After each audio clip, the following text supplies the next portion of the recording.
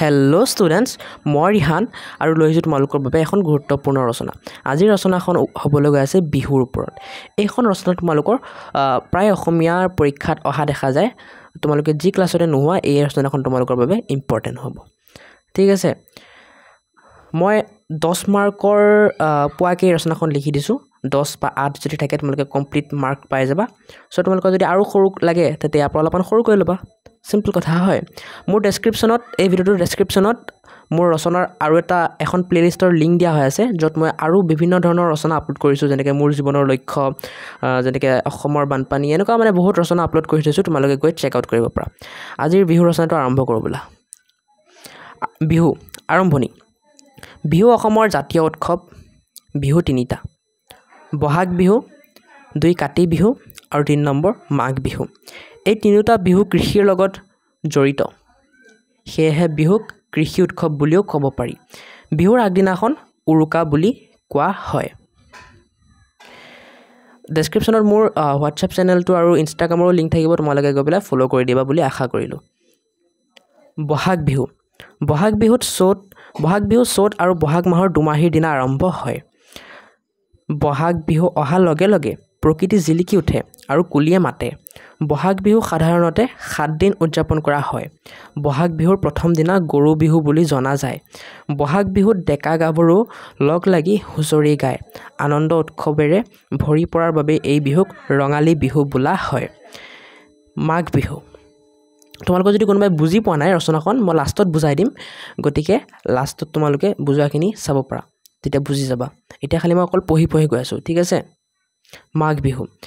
মাঘ বিহু পুহ আৰু মাঘ মাহৰ দুমাহীৰ দিনা আৰম্ভ হয়। মাঘ বিহুৰ মূল আকৰ্ষণ মেজি জ্বলোৱা।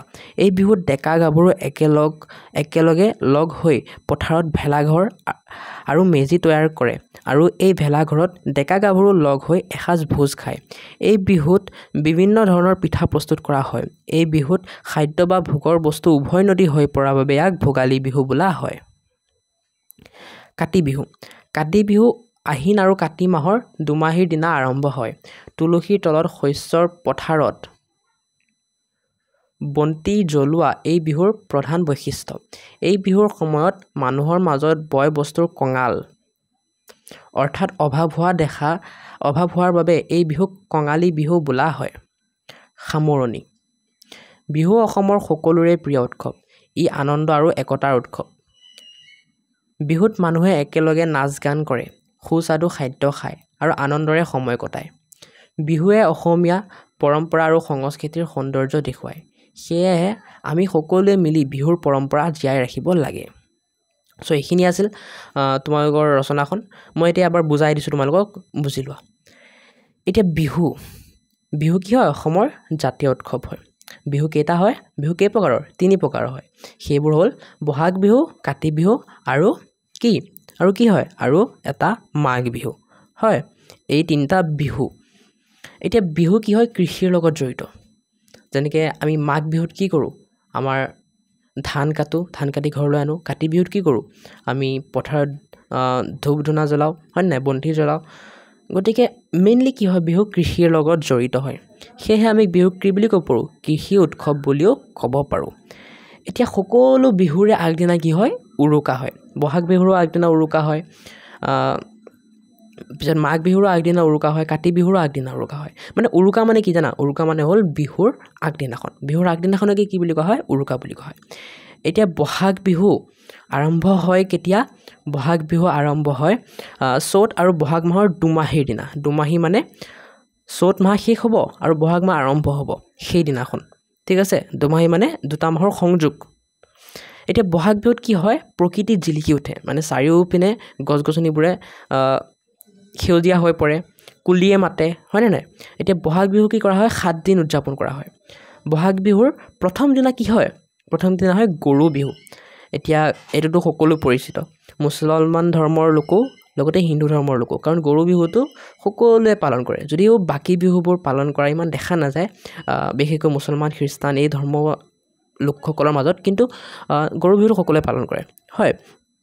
এতিয়া বহাগ বিহুৰ প্ৰথম দিনা কি হয়? গৰু বিহু হয়। এতিয়া বহাগ বিহুত আৰু কি কৰা যায়?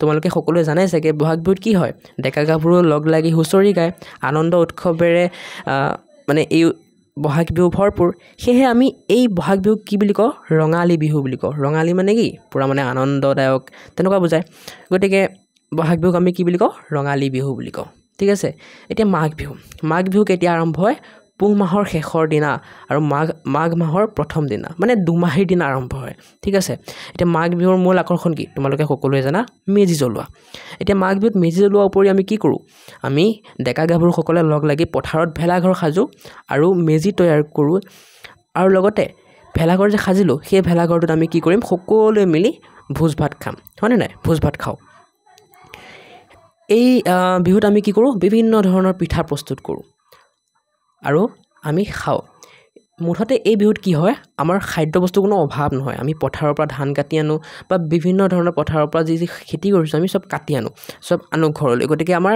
ঘৰৰ ভঁৰাল পৰিপূৰ্ণ হৈ থাকে সেয়েহে আমি এই বিহুক কি বুলি কওঁ ভোগালী বিহু বুলি কওঁ ঠিক আছে ভোগ মানে খোৱা বস্তু আৰু খোৱা বস্তু যিহেতু অভাৱ নহয় সেইকাৰণে আমি কি কওঁ ভোগালী বিহু বুলি কওঁ এতিয়া কাতি বিহু কেতিয়া আৰম্ভ হয় কাতি মাহ আৰু আহিন মাহৰ দুমাহীৰ দিনা আৰম্ভ হয় ঠিক আছে এই বিহুত কি কৰা হয় তুলসীৰ তলত আৰু শস্যৰ পথাৰত বন্তি জ্বলোৱা হয় এই বিহুত কি হয় আমাৰ বয় বস্তুৰ বা খোৱা বস্তুৰ কঙাল হয় ঠিক আছে কঙাল মানে অভাৱ হয় সেয়ে আমি এই বিহুক কি বুলি কওঁ কাতি বিহু বুলি কওঁ এতিয়া তেনেকৈ সামৰণিটো দিয়া হৈছে যে বিহু আমাৰ বাবে কি হয় প্ৰিয় উৎসৱ হয় ইয়াত আমি কি কৰোঁ বহুত আনন্দ কৰোঁ আৰু সকলোৱে মিলিজুলি কৰোঁ কাৰণে ইয়াক কি বুলি কোৱা হৈছে একতাৰ উৎসৱ ঠিক আছে এতিয়া বিহুত আমি সুস্বাদু খাদ্যও খাওঁ হয় মানে মুঠতে আমাৰ বিহুত কি হয় আনন্দ কৰোঁ আমি আৰু আমাৰ সময়বোৰ আনন্দৰে যায় ঠিক আছে এতিয়া বিহুৱে আমাৰ কি কৰে অসমীয়া